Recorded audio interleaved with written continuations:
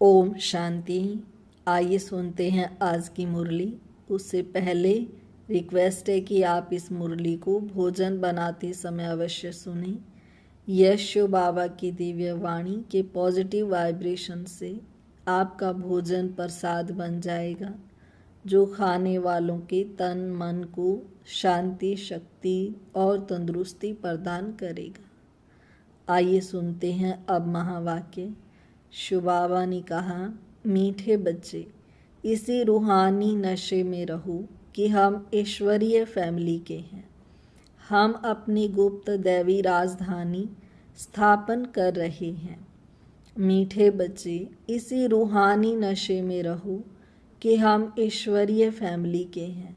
हम अपनी गुप्त दैवी राजधानी स्थापन कर रहे हैं। प्रश्न: बच्चों में कौन सी आदत पक्की हो जाए तो सारा दिन खुशी बनी रहे? बच्चों में कौन सी आदत पक्की हो तो सारा दिन खुशी बनी रहे? उत्तर: अगर सवेरे सवेरे उठकर विचार सागर मंथन करने की आदत हो तो सारा दिन अपार खुशी रहे। बाप की श्रीमत है बच्चे, अमृत वेले उठकर अपने आप से मीठी मीठी बातें करो।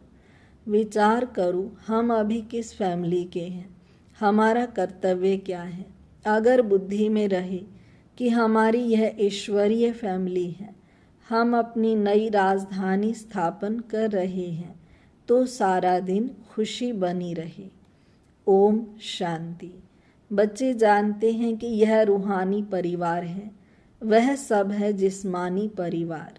ये है रूहानी परिवार। रूहानी बाप का यह परिवार है। जैसे लौकिक घर में माँ बाप बच्चे होते हैं, वह हुआ हद का परिवार। तुम अभी बेहद की फैमिली ठहरे। बच्चे गाते भी हैं, तुम मात पिता हम बालक तेरे। तो जैसे फैमिली हो गई, क्रिएटर की क्रिएशन ठहरे। यूं तो बच्चे उनकी क्रिएशन रचना है, परंतु जानते नहीं हैं। तुम बच्चे अभी जानते हो, बरोबर बेहद बाप की यह फैमिली है।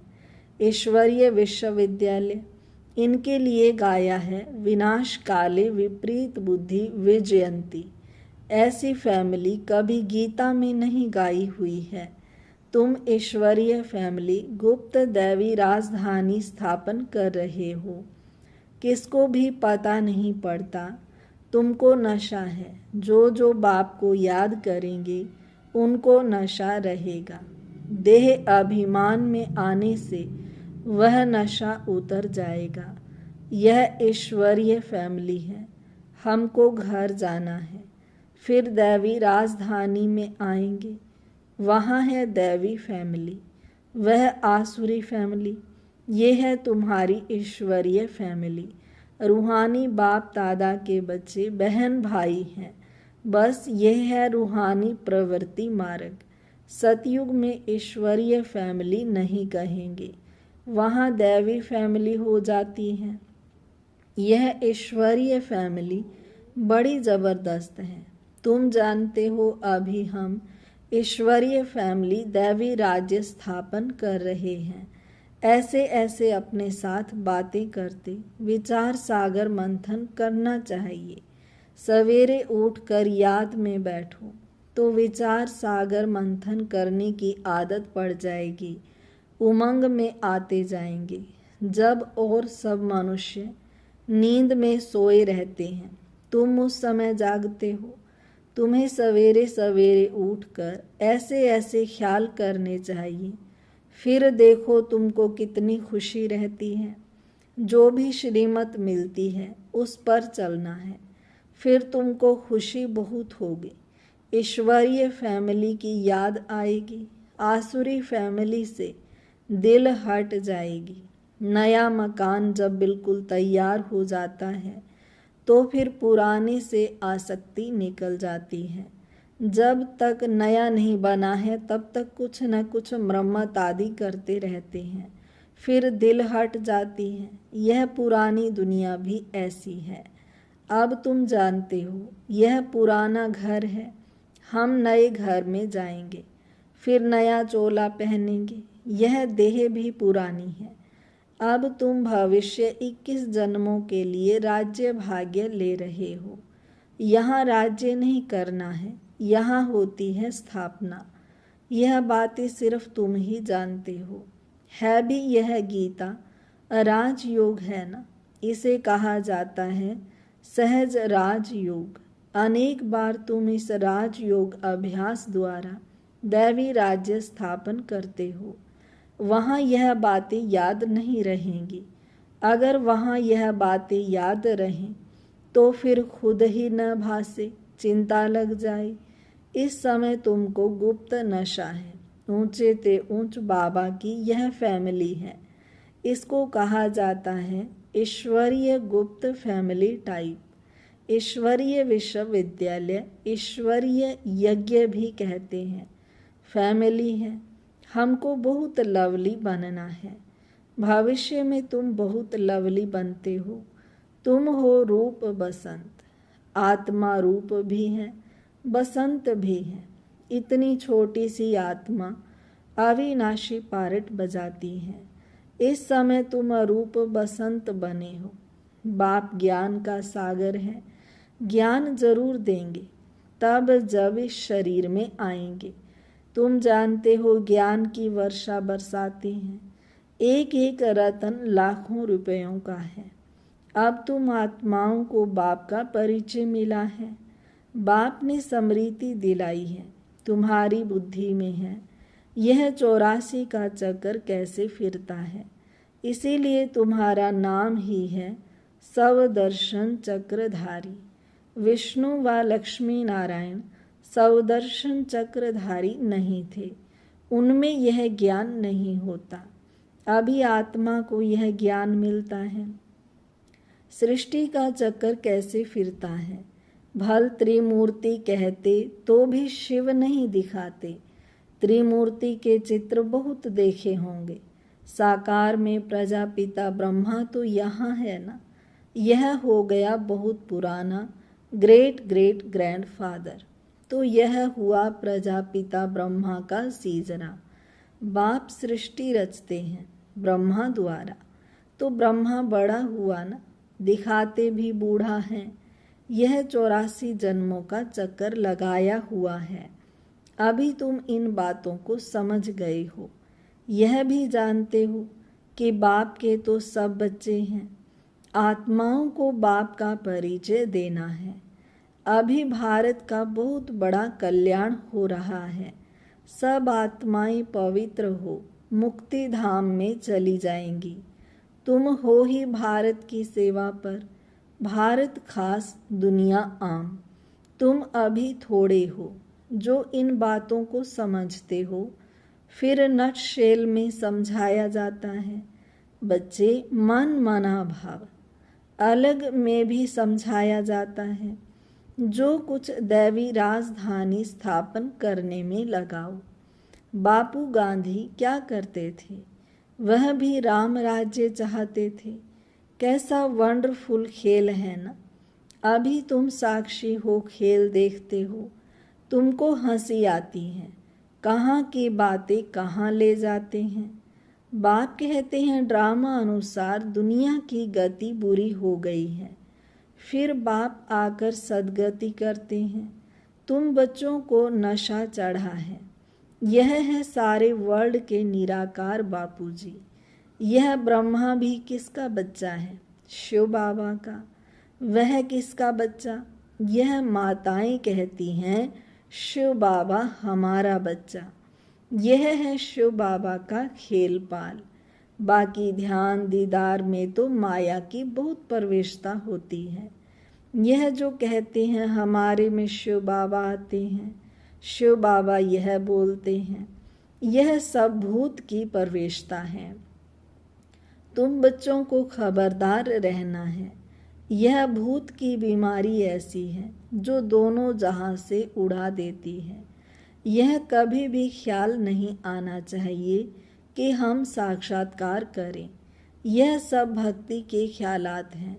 ज्ञान मार्ग को अच्छी रीति समझना है।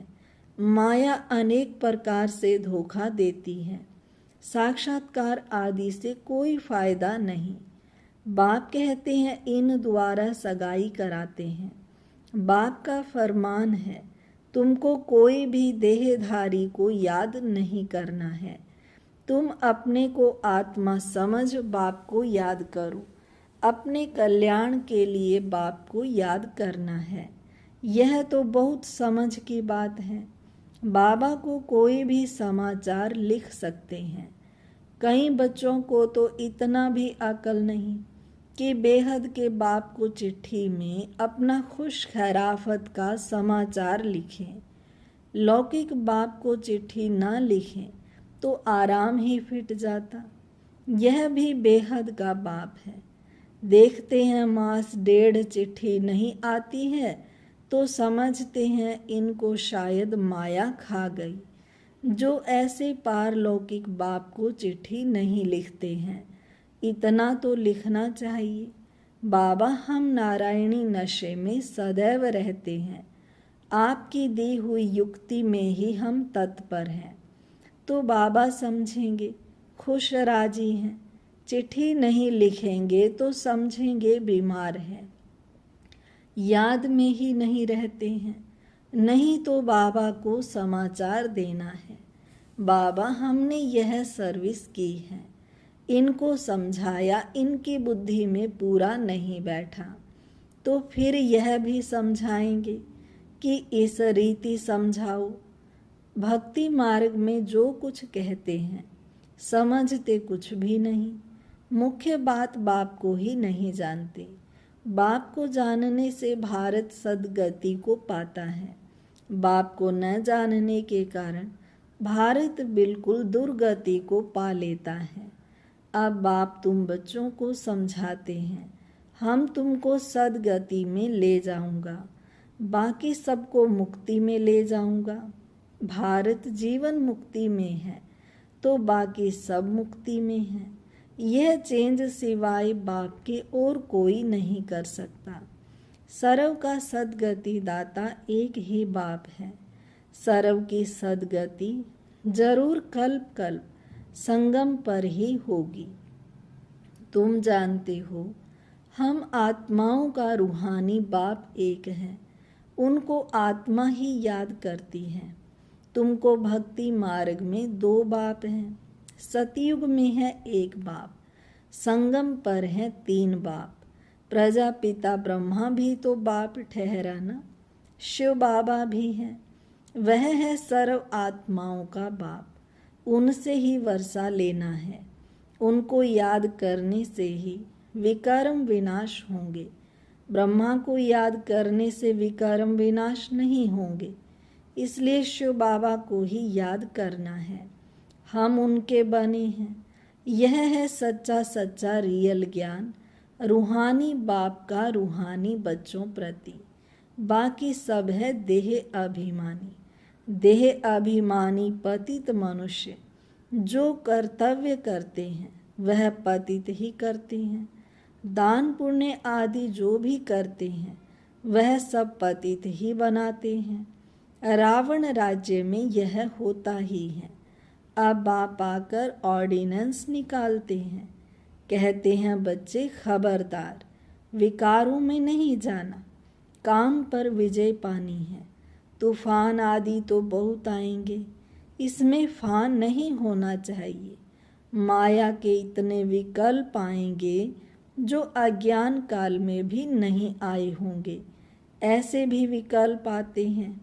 कहते हैं भक्ति मार्ग में तो बड़ी खुशी रहती है। अभी आपको याद करना चाहते हैं तो कर नहीं सकते, बिंदी याद नहीं पड़ती है। बड़ी चीज हो तो याद करें। बाबा कहते हैं कि तुम शिव बाबा कहकर याद करो, इस पुरानी दुनिया को भूल जाओ। तुम शांति धाम में याद करो। सिर्फ शांति धाम को याद नहीं करना है, बाप की याद से ही विकर्म विनाश होंगे। आत्मा का स्वीट बाप से लव चाहिए। आधा कल्प का लवर है। आत्मा कहती है हम आधा कल्प आपको भूल गए हैं। यहाँ ब्राह्मणियाँ जिनको ले आती हैं, बहुत खबरदारी से निश्चय बुद्धि वाले को ही आना है। अगर यहाँ आकर फिर जाए कोई पतित बना तो दंड ब्राह्मणी पर आ जाएगा। इसलिए ब्राह्मणी पर बहुत रेस्पॉन्सिबिलिटी है। बाबा ने यह रथ लिया है, सब बातों का अनुभवी है। यहाँ तो गंद की बात नहीं, आपस में हंसना खेलना बातचीत करना, इसकी कोई मना नहीं है।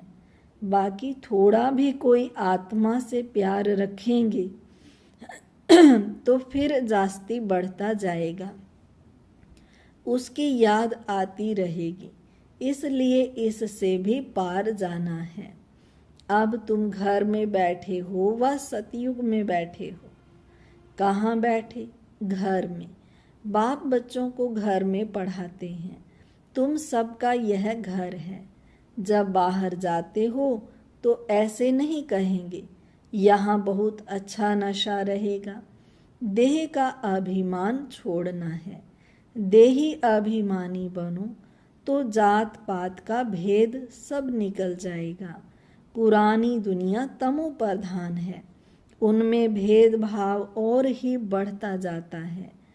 आगे ब्रिटिश गवर्नमेंट के समय भाषाओं की खिटपिट नहीं थी। अब दिन प्रतिदिन फूट बढ़ती जाती है। फिर सतयुग में एक ही भाषा होगी, कोई भेदभाव नहीं होगा। अच्छा, मीठे मीठे सिक्की लधे बच्चों प्रति माता पिता बाप दादा का याद प्यार और गुड मॉर्निंग। रूहानी बाप की रूहानी बच्चों को नमस्ते। हम रूहानी बच्चों की रूहानी बाप दादा को नमस्ते बाबा, नमस्ते, शुक्रिया बाबा, शुक्रिया। धारणा के लिए मुख्य सार। पहली पॉइंट, किसी भी देहधारी की याद न आए, इसके लिए किसी से भी प्यार नहीं करना है, इससे भी पार जाना है। बहुत खबरदारी रखनी है। माया के विकल्पों से घबराना नहीं है, विजयी बनना है। दूसरी पॉइंट, ध्यान दीदार में माया की बहुत प्रवेशता होती है। इस भूत प्रवेशता से अपने को बचाना है। बाप को अपना सच्चा सच्चा समाचार देना है। आज का वरदान है, हर बात में सार को ग्रहण कर ऑल राउंड बनने वाले सरल पुरुषार्थी भव। हर बात में सार को ग्रहण कर ऑल राउंड बनने वाले सरल पुरुषार्थी भव। जो भी बात देखते हो सुनते हो उसके सार को समझ लो और जो बोल बोलो, जो कर्म करो उसमें सार भरा हुआ हो तो पुरुषार्थ सरल हो जाएगा। ऐसा सरल पुरुषार्थी सब बातों में ऑल राउंड होता है, उसमें कोई भी कमी दिखाई नहीं देती, कोई भी बात में हिम्मत कम नहीं होती। मुख से ऐसे बोल नहीं निकलते कि हम यह नहीं कर सकते। ऐसे सरल पुरुषार्थी स्वयं भी सरल चित्त रहते हैं और दूसरों को भी सरल चित्त बना देते हैं। स्लोगन, साधन यूज करते उनके प्रभाव से न्यारे और बाप के प्यारे बनो। साधन यूज करते उनके प्रभाव से न्यारे और बाप के प्यारे बनो। अव्यक्त इशारा, सदा अचल अडोल एक रस स्थिति का अनुभव करो। एक रस स्थिति बनाने के लिए सिवाय एक के और कुछ भी देखते हुए ना देखो। यह जो कुछ देखते हो यह कोई भी वस्तु रहने वाली नहीं है, तो एक रस स्थैर्यम तब रह सकेंगे जब कोई भी दृश्य देखते क्यों क्या की उत्पत्ति ना हो। यही व्यर्थ संकल्पों की हलचल का कारण है। इस क्यू की समाप्ति के बाद ही संपूर्णता आएगी। अच्छा, ओम शांति। आइए अब लास्ट में 3 मिनट शिव बाबा की याद में बैठते हैं।